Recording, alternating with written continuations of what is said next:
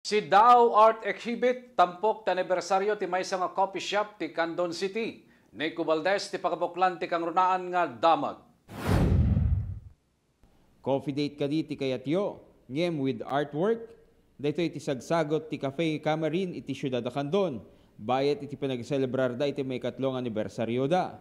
Wen gayem, artwork dagiti taga Ilocos Sur, tampok ti obrada Eric Aquino, Kayla Bolinget, Irish Castro, Venjo Cornelio, Joy Macabungan, Lester Pasion, Marlon Ponsoy, J. Tarusan, ken Gilbert Rapadas.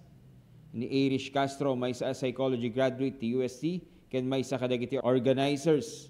Inlawlawag na no apay napilida nga igiddan iti 3rd anniversary ti Camarin iti si Dow Art Exhibit.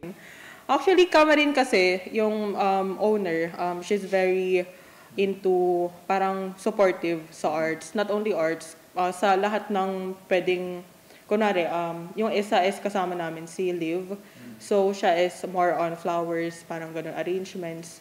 So very gusto nga lang talaga mag-support with the local scene. Sabi nga, why not we merge our business din and with your expertise din sa creatives. Kinunapin ni Irish siya na pintas no adda dagiti kakastoy apasamak iti siyudad da Candon. Siyempre, kung may mga initiative na ganito, mas na-uplift in a sense yung local artist din. Not only as na artist for the painting, ganun. Kasi pinapakita namin na kaya natin tong gawin dito sa Candon. Kasi di ba usually, yung mga ganitong events na kita natin sa Manila or La Union, ganun. So parang why not magkaroon tayo dito, start natin, and then let's see ano pa yung mga susunod na meron. Kasi hindi nga lang to sa creatives na painting. Baka mamaya meron pang into creative writing.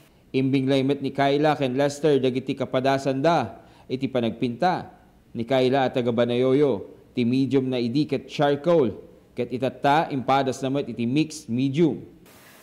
Yun nga po yung sinasabi ng iba na wag daw mag-stick sa isang medium lang yung isang artist. You should try to explore din para makita mo kung hanggang saan aabot yung talent mo, kung ano yung kaya mong gawin as an artist. Since magkaiba po kasi yung technique ng pag-handle ng charcoal and acrylic, lalo po sa acrylic kasi madali lang po siyang mag-dry.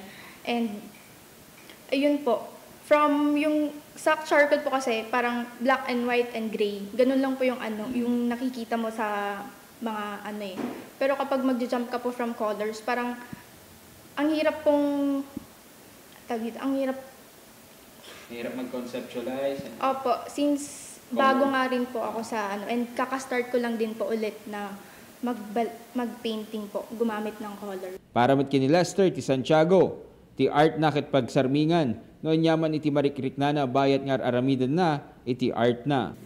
Ci title na sir napukaw, means loss. Si tayo gamin sir ka adoti doubts tayo ti pate. Adoti ti mga panunot tayo, and adoti makon ko na tayo, di ba? Mausar tayo amin nagiging iwat, mata. Hindi puso sir. So, aje lang. Kasano kabayad mong aramidan dito art? Actually, ating art ko sir ko naubra lang ti may sarabi. Sila biglang ko lang di panunot ko. Para kadagiti mahilig ti visual arts, mabalin na pa siya rin ti si Dow Art Exhibit, iti Cafe Camarin. No adamayatan nyo, mabalin nyo pa'y agatangin dagitoy. Ti si Dow Art Exhibit ket mabuya aging August 21, 2025. Nico Valdez, Tirad Pass News.